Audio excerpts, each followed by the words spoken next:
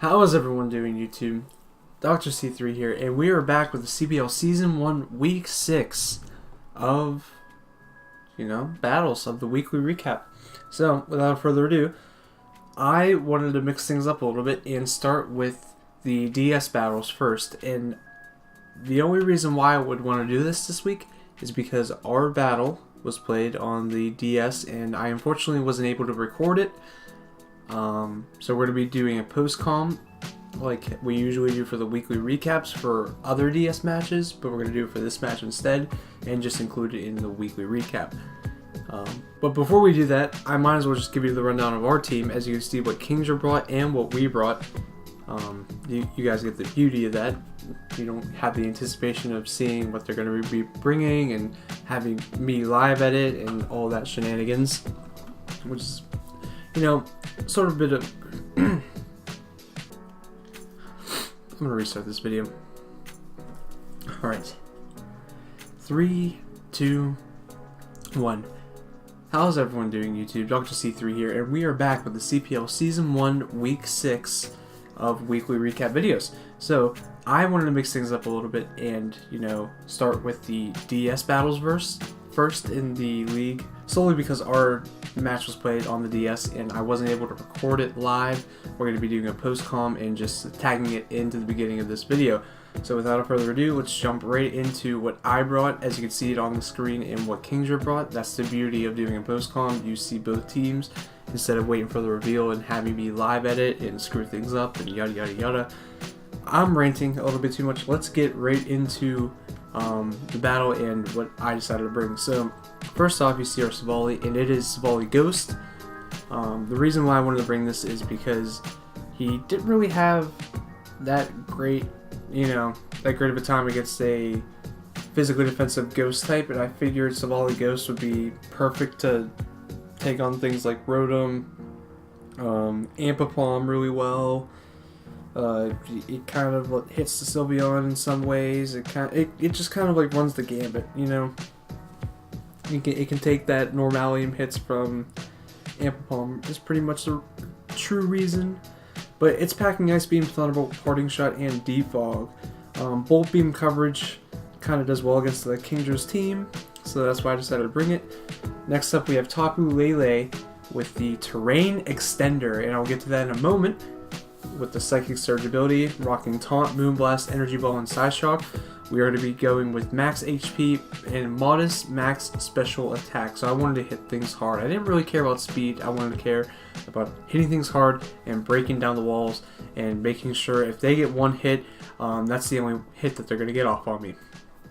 So next up, we have Waver Rider, which is going to be our Gallade, as you can see on the screen. Now, Gallade here is very interesting because rocking with the Choice Scarf and the justified ability to take knockoffs from things like Donphan, which you decided not to bring, Tornadus, Dark Hits from Gyarados, it really kind of it can set up with that justified ability, right? And packing that Choice Scarf, Psycho Cuts under Psychic Terrain, that's why we have this Terrain Extender from Tapu Lele, are going to hit tremendously hard as long as, there's a Pokemon not called Mega Gyarados on the field.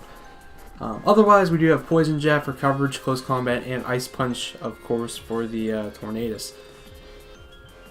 Now, I wanted to mention, too, if a lot of you are confused as to why we have Gallade, this is the first week I decided to bring Gallade, but last week I dropped Toxicroak for Gallade. I figured that Toxicroak, it wasn't going to come to a lot of matches, and its abilities didn't really, help my team a lot, as opposed to Gallade. I thought that justified ability would be quite nice, and to top it all off, it can abuse that, Psychic Terrain that Tapu Lele can set for us.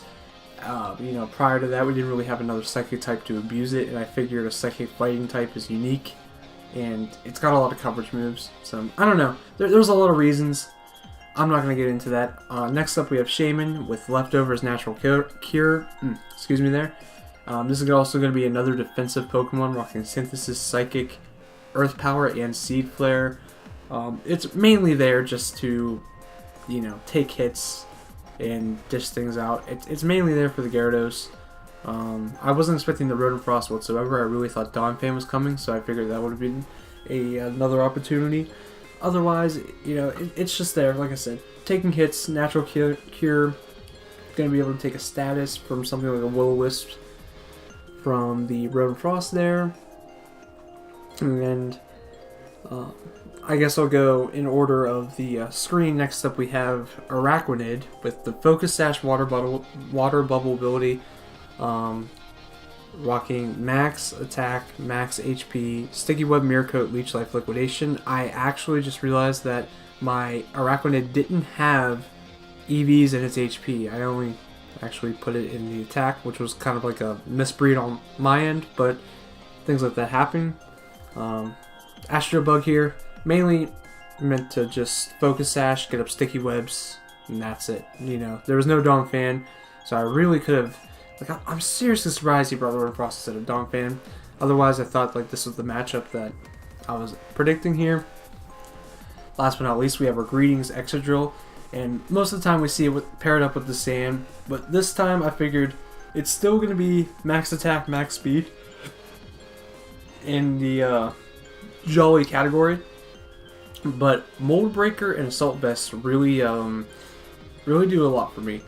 Assault Vest is there just to sort of take special hits from Sylveon a little bit better if he is like Twist Specs or what have you, and like Rotom and things of that nature. But I still wanted the Mold Breaker to hit things, to break. I don't really remember why I had the Mold Breaker. I don't know. Not important at this point. Maybe it was to break. I don't know. I'm lost.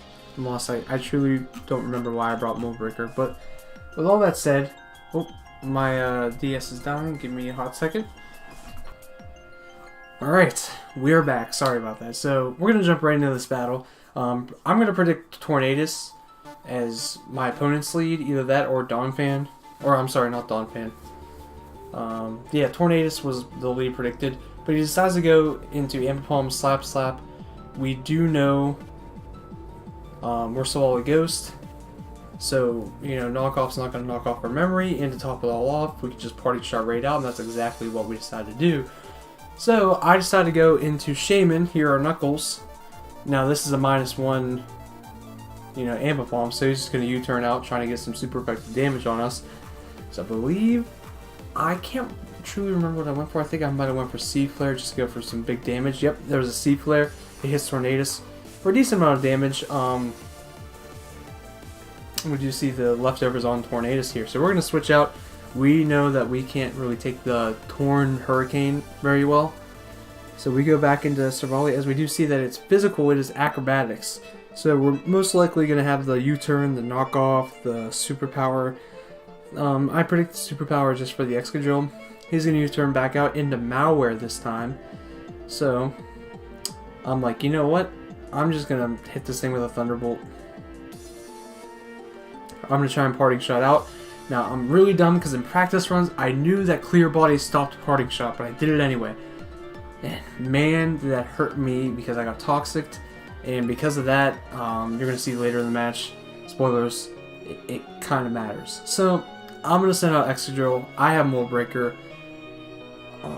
I figured I can come in here, I can just Earthquake twice and everything's going to be fine, right? So, he's going to switch out, probably back into Tornadus. But instead goes into Gyarados Jabu Jabu. Because of its flying ability, it is going to be able to prevent that Earthquake. But I go for the Rapid Spin. I wanted to get those rocks off the field, and rightfully so I did. But I need to switch out because I don't want to take a Waterfall from a Gyarados whatsoever. Especially because I'm specially with the Assault Vest and not physical, or like physically defensive. So I switched into Astro Bug. Now I know I can take the Waterfall from this Gyarados. I know I can take hits from it for days. Not too worried. Mold Breaker comes out. And it's going to do a decent chunk, about 35% to me. I wasn't expecting to do that much. Regardless, he's fearing like the Lunge, the Leech Life, some bug move. And I do go for the Leech Life, just trying to gain as much health back as possible. I thought maybe he'd stay in, but he just made a good prediction and switched out. So I'm going to switch out. I do not want to take the Acrobatics. I go right into Savali. I'm just going to sack this thing off at this point. But he decides to go for the U-turn. And the U-turn does get a crit. and it hurts a lot. Or it doesn't hurt a lot, but it hurts more than it probably should have. And you're going to see here with the poison damage, I'm going to go for the T-Bolt, and he's going to go for the Stealth Rocks. Now, had that not crit, I would have been able to live the poison recoil, and I would have been able to defog those rocks off. So now we have rocks to stay unless I rapid spin here. Which, I mean, it forced me to go back into Excadrill, which is unfortunate. So now I'm going to have to rapid spin again. He decides to switch out of Malware, goes into Jabu Jabu. Knows the rapid spin's coming. As I just go for the rock slide, predicting it. It doesn't do as much as I hoped it would have done, as Gyarados is just going to really tank it. It's probably a max HP fight, I guess. And I switch out, hoping he doesn't Dragon Dance, and he just goes for the Physical Crunch instead. We're going to see Knuckles is going to take it. This is our leftovers, so he's going to switch right back out into Tornadus. He does not want to take that Seed Flare, and I don't blame him, as we're going to go for the Synthesis, knowing that he's going to be able to switch out. But we really don't want to take the Acrobatics, so we have to switch back out. So a lot of switching back and forth. So I really wish I didn't have those rocks. They're starting to rack up time and time. Each time he comes in, you know, we're just taking rocks damage. Acrobatics, you see, it does a lot to our Excadrill. And he is packing the Brick Break, not the Superpower. Had he packed the Superpower, he would have killed us. And I don't know. I wasn't expecting that. I thought maybe U-turn out again and go into Malware. So, you know, we don't play that really well. He kills us with a U-turn. How often do you hear that U-turn kills an Excadrill, especially from a Tornadus? So now Rocks is really going to start to wear our Astro Bug down. And Slap Slap is probably just going to go to the Fake Out. So we want to switch. We don't want to take that Normalium or like that normal stab from Ambipom. See the Fake Out, and it does a lot.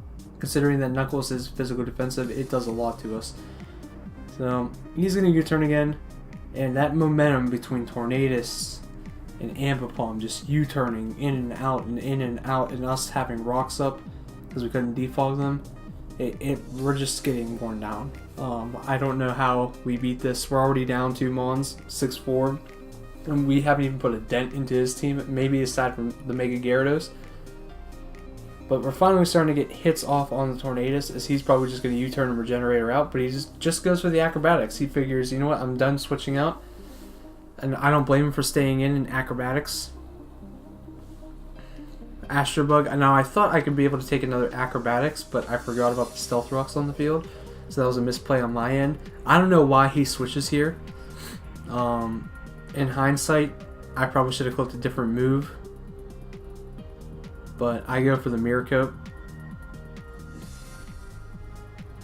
And that's when I decided to concede the match.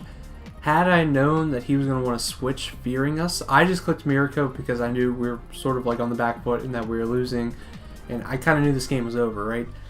Had I known he would have switched, I definitely would have went for Sticky Webs. There's no doubt about it. I had the Sticky Webs. That was the initial plan. I had the Focus Sash with them and everything.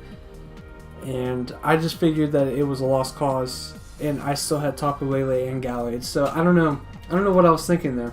I really would have had advantages with the Sticky Webs up. I don't know if I would have won. I don't think I would have won. But regardless, that just comes to show, like, make sure you always click the move you want to click instead of just like conceding and just clicking random moves. Regardless though, we're going to take a 6-0 from Kingdra in the Kingdra Plays Games in the Kansas City Kingdras. He played phenomenal, man. Well, we couldn't get any momentum the entire match, so props to him. I believe he is like, at this point he's like 5-1 in the league, which is like absolutely phenomenal. Just, you know, props to him playing the way he did. That being said, let's jump right into the second DS battle of Week 6, the CPL. Alright guys, I messed up a little bit there. I just want to make a note that there was 2 DS matches played, however there was only 1 replay video, as the Seattle Seadras, coached by Shepherdie Ding Dang himself, versus the Bad Boys and the Bad Boys himself.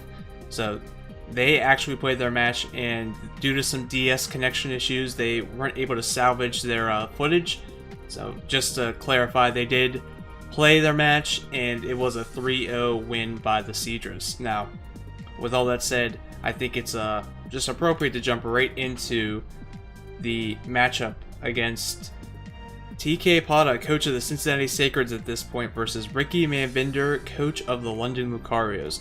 Now, if you've been seeing a trend in previous weeks, that Tangrowth, Lando, and Greninja core with Mew is very, very hard to take down, but we do see TK Pata bringing the Ditto yet again, and Blastoise, a Rapid Spinner, fearing Hazard Stack, so maybe helping out his Infernape. U-turn maybe might be Scarfed, I don't know. We're about to find out in this matchup. If I had to predict, I'd say he'd probably leave Scarf, Infernape, or Coco, something fast that can really outspeed and just pivot and U-turn and gain the initiative in the upper hand.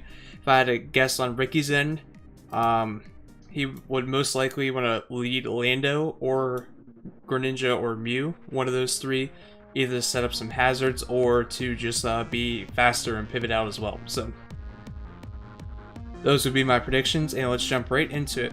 We're going to see the Tapu Koko and the Lando. So Tapu Koko is going to set up that electric terrain. He decides to hard switch out, fearing Lando to be Scarfed, and Ricky just decides to U-turn. He says, you know what, I think he's going to switch, and I can get a good pivot on here. And we see the Dark Pulse coming out from Greninja. We're going to see how much that does to a Weezing as he just switches it up and goes for a Hydro Pump instead. This is going to be a Protect Pain Split Weezing with Black Sludge, so going to be able to wear down this Greninja a little bit. At least sort of try him one-on-one and take it down with him. I don't know if he's going to be able to live another Hydro Pump. We'll see. He just decides to switch out. He says, I don't want to take another one. Tapu Koko does come up with a Dark Pulse, does resist, so he's able to live 2 at least. And the Tapu Koko does decide to Volt Switch, so a lot of switch initiative, trying to see who gets the upper hand at the beginning. Fire Punch does come out, trying to hit that Buzzwole, but Mew was a great switch, and we do see the lefties, so it's probably a defensive Mew, as we've seen in the past. Blastoise comes out. It is a Mega Blastoise. I forgot about that. That was my apologies. Mega Blastoise is a threat. So, he does get the Confusion too on the Water Pulse. Very interesting tech here. Gonna try and stall out this Aromatisse by just spamming Water Pulse. I'm a little surprised that there's a Tangrowth he's not switching into it, but there's the critical hit. So not only does he get the Confusion, he does get a critical hit on the Water Pulse. That is gonna matter. He's gonna try and stall him out of Water Pulses here. Just heal up enough to switch out, as Tangrowth does want to eat that hit. He decides to go into Infernape every time Tangrowth comes out, just because. And we do see the switch out in a Focus Punch. Wow, Focus Punch Infernape. What a tech. What a tech coming out from TK Pata, coach of the Cincinnati Sacreds, as he just decides to go into Ditto for Mew. We're going to see if he's Scarf Mew or not. Locks himself into second, but does decide to switch out, so he most likely is a Scarf Ditto, judging by that switch out. Hydro Pump's going to be able to knock out the Tapu Koko. So everyone's playing the switch game, trying to gain initiative, and Manvinder is staying on the upper hand here. Not by much. We're going to see the Devastating Drake come out. Switches into the Fairy type, so able to take that very, very well. Sludge Wave does come out. Not going to be able to do anything to Tangrowth. So he's just trying to chip away as best as he can. Hidden Power Ice is a 2-shot, so Zygarde's most likely going to switch, but he just decides to sack off Zygarde instead. He says, you know what, as long as I can get Tangrowth low enough, Zygarde's done his job. He decides to preserve Tangrowth with the Regenerator, as Blastoise is just going to be able to spam some very hard moves here. A critical hit, I don't know if that mattered against the Aromatisse, I don't believe it did, but it would have been a close roll regardless. And he's trying to preserve this Tangrowth. Tangrowth will go down to another Dragon Pulse, but he decides to live on 1 instead. My god, we'll talk about the roll there. Talk about the roll there. So, Weezing's going to explode. I'm a little bit curious about that move. I'm not sure Explosion Weezing was the best. Maybe it was just there for like a funny niche set. At the end of the day, Infernape, he figured his best shot at winning is to save Infernape. But Ditto's going to come in here. It is going to be Scarfed most likely, unless he bluffed it earlier. That would have been a great prediction on his end. We do see the Will-O-Wisp come off, and it's kind of funny because the Synchronize is going to trace that burn. They're just going to keep bouncing off each other. And, yep, it does look like he is indeed Scarfed. So he's just going to concede by continuing to click Will-O-Wisp here. And, of course, Ricky trying to preserve differential here. He's going to play some switches, make sure he can, you know, attain this 5-0 victory. And we're just going to get all the way down to a struggle for Ditto. And Ditto's just going to go down to its own struggle. Very interesting. But 5-0 nonetheless for Man Bender and the London Lucarios. Still on the trek. I believe at this point in Week 6 they are 5-1 in the league, which is outstanding in my opinion.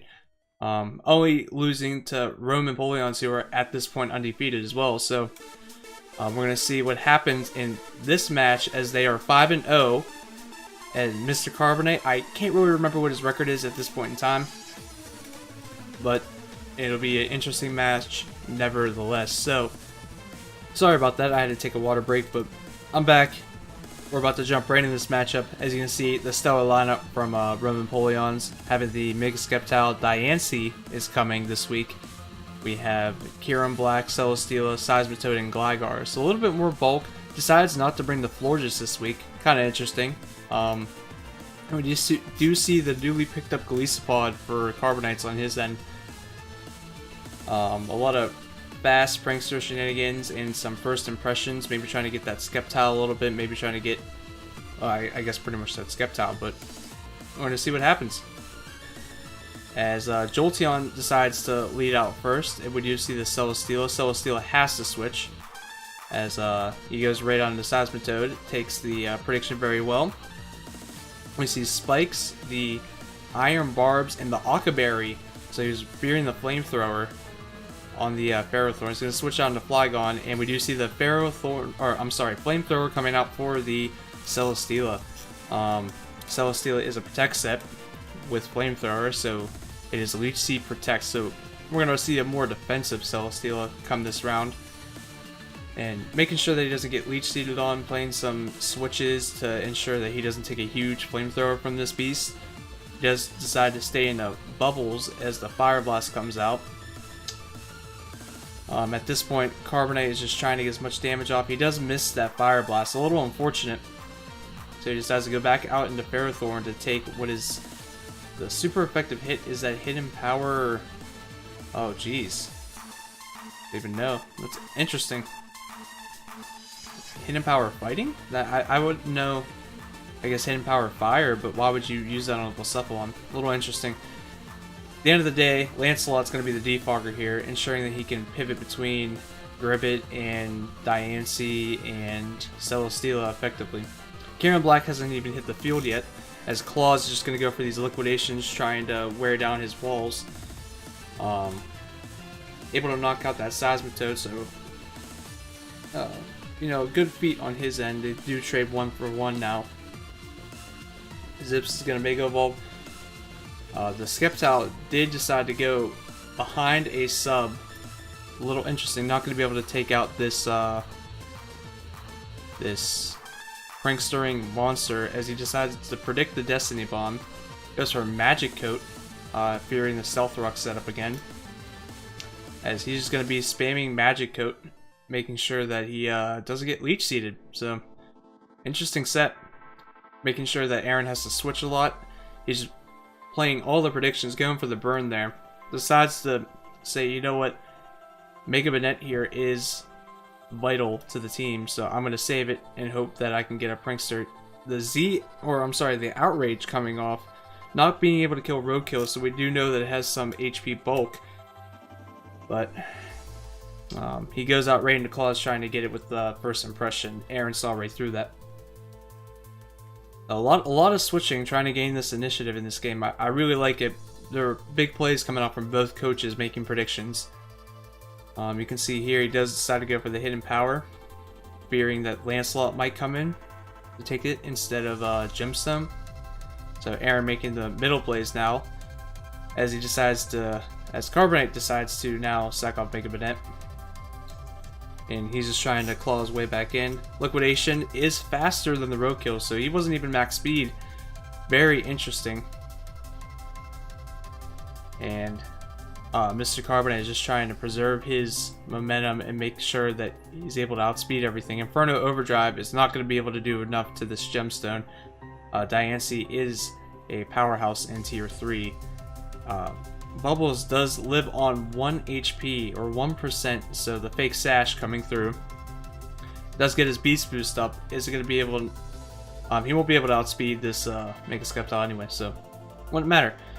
Mega Skeptile is really putting in the work, and we see the Lychee Berry coming out for Sparks. Very interesting set. I'm curious as to why he ran that and what his 4th move might have been, where he could have used the attack raise.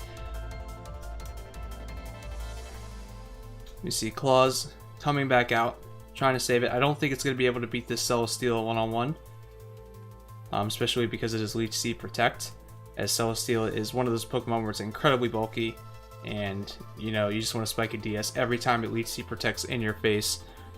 Playing the Switch Initiative, just trying to stall out some of his Leech Seeds and Protects here, but I don't think Carbonite's going to be able to climb back. He's only doing 25% with Liquidation, one of his strongest moves at this point. He's got to ensure that Jolteon can knock this thing out. He's going to find a right turn to make the prediction.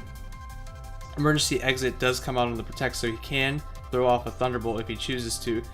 Decides to play it safe and go for the Volt Switch. Hidden Power not going to be able to knock out Lancelot. That U-turn is going to knock out Sparks, and it looks like it is going to be GG's, in fact, for Aaron and the Roman Poryons, unless this Golisopod has something tricky up its sleeve, and it looks like it's just going to keep spamming Liquidations here. So, Aaron won the battle. Carbonite decided to forfeit at that point. He knew he couldn't beat it. So, good games from both coaches, I have to say. Overall, Week 6 shaping out. It looks like this league is a little bit tilted as to what coaches have been overperforming and underperforming. We know that Aaron and Manbinder are just sort of dominating the league, as Aaron hasn't lost a game and Manbinder has only lost 1. Interesting things to note there. If you guys do enjoy these videos, please let me know. Let me know if there's anything I could change up. If you want me to not zoom in as much on the showdown aspect and maybe have like the chat or something. I don't know. Just leave a comment or like the video, as it does greatly appreciate and support the CPL. So with all that said, I'll catch you guys hopefully in the next one. Peace.